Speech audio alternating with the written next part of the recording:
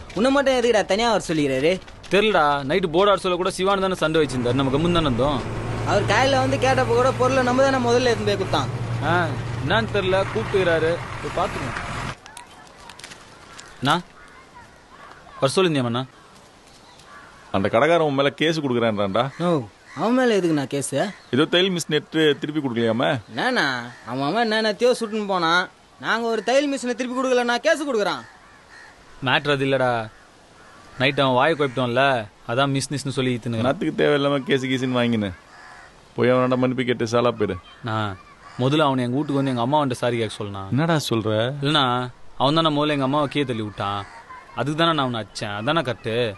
அவன் எங்கள் அம்மாவை கீழே தள்ளி விடலன்னா நான் ஏன்னா அவனை தேவையில்லாத அடிக்க போகிறேன்.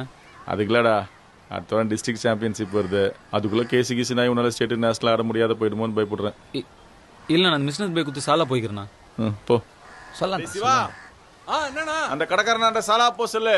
சொல்லிடுறேண்ணா. ஏதோ சிக்காம கூடாது, பாத்துக்கோ. என்ன வேண்டாம் அந்த கடைக்காரனுக்கு?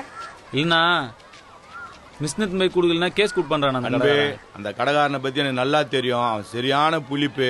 கண்டிப்பா உன் மேல திருட்டு கேஸ கொடுக்க போறான். திருட்டு கேஸ் வாங்கி அசிங்கப்பட போறியா, இல்ல அண்ணன் சாமான எத்தனை போய் அசால்ட் பண்ணி சண்டை கேஸ் வாங்க போறியா?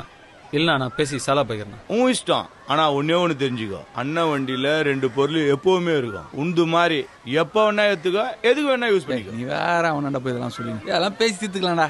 முடியலாம் சொல்லு.